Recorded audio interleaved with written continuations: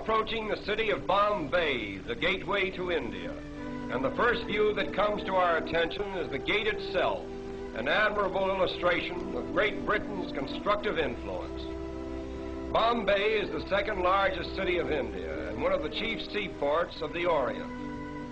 It has a mixed population of over 1 million people, representing practically every race and creed in the world.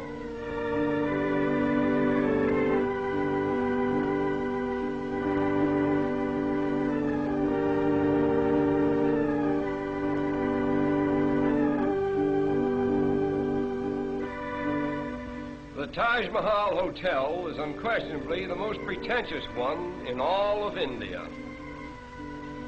One of the outstanding features of Bombay is its sudden transitions from the modern to the ancient.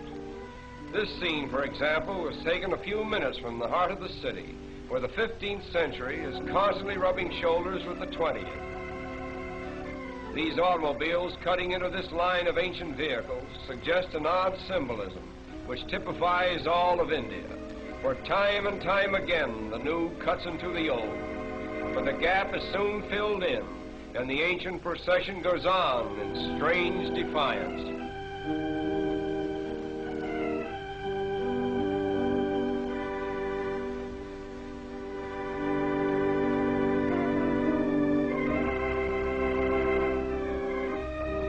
At the famous race course in Bombay, we are again transported into another world, for here is gathered representatives of every nationality, creed, and color. The course itself is considered to be the most picturesque, if not the finest in the Orient.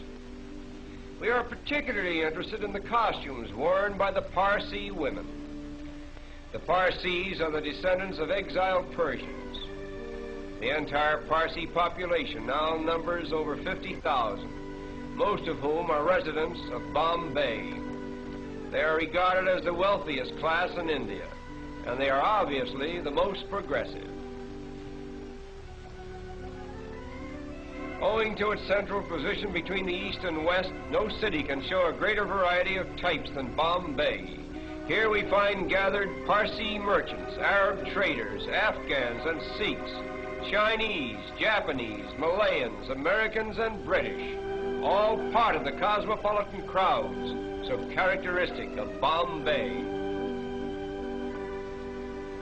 Not far from the racetrack, we come upon an old Indian fakir with the cleverest little bird that we have ever seen.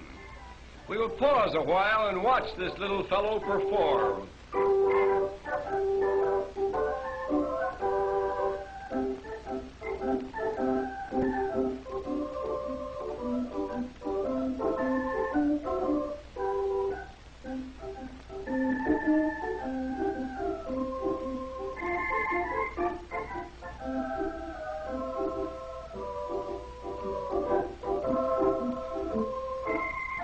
All this work is just to get a little seed that is lodged in a tiny bucket.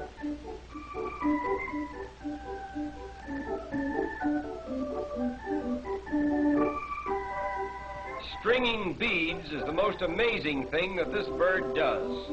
A needle is fastened to one end of the thread. The bird actually sticks the needle through a bead, drops the needle, gets a new grip, and slides the bead down onto the thread.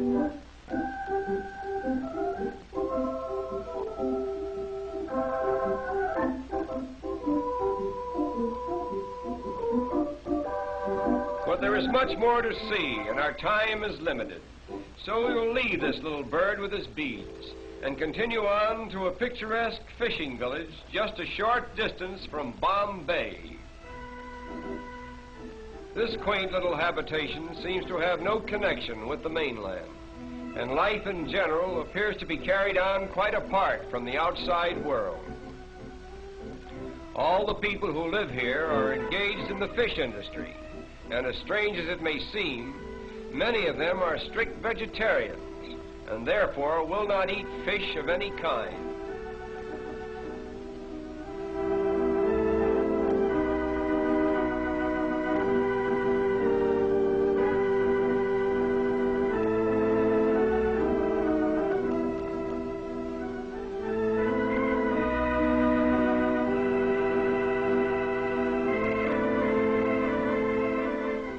even in this peaceful little village, there is a rigid system of caste. Here we find two attractive young ladies of the proud fisherfolk class. The dress each is wearing is called a sari. It is a one-piece garment which unwinds to about 8 yards in length. Look closely at these young ladies and you will see a round dot in the center of their foreheads. This dot, which is usually made of red paint, signifies that the wearer is married or eligible for marriage. The flower pot before which they are standing contains the sacred tulsi plant, an emblem of virtue, which is worshipped exclusively by Indian girls. The story goes that a certain virtuous maiden named Tulsi was changed into a plant just as she was about to be assaulted by a demon. Thus, the Tulsi plant became a shrine of chastity for virtuous Indian girls.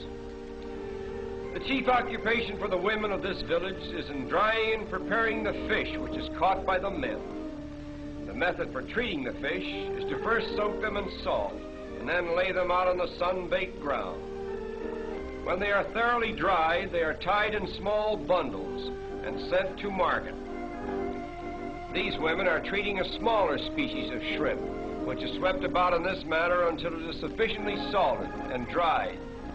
It is then used in preparing the famous Indian curry.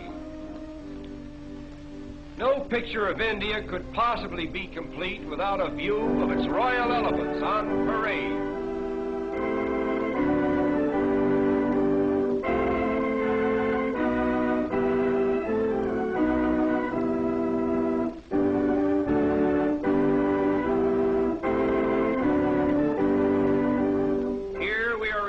Of the wealth of India and the splendor of the days that used to be. This is just a rare and special occasion, staged by one of the wealthy Maharajas at a grand social event. The headpieces worn by these elephants are made of solid gold and are studded with magnificent jewels. But now our journey is coming to an end. We will take one last look at Bombay before we draw our visit to a close. To the observing tourist, this view is more than just a picture.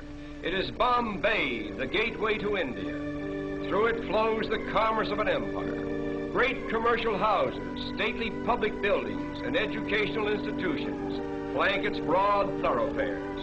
Railways converge here from every state in India, and steamship routes diverge to the ends of the earth. Such has been the first constructive imprint of Western civilization upon this much talked of and generally misunderstood country. And so our journey ends. We bid farewell to Bombay, the gateway to India.